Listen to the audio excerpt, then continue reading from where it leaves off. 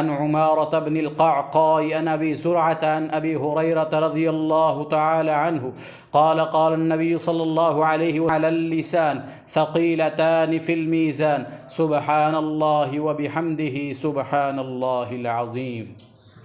محمد مصطفیٰ وعلیہ الصلاۃ والتسلیم۔ آج اللہ تعالیٰ کی توفیق کے ساتھ بخاری شریف کی آخری حدیث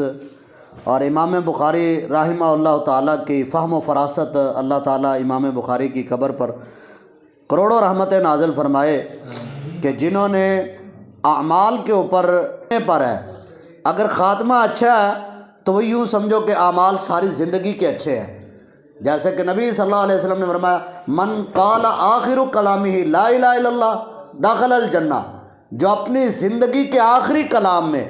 زندگی کی ہو گیا تو اس کا یوں سمجھو کہ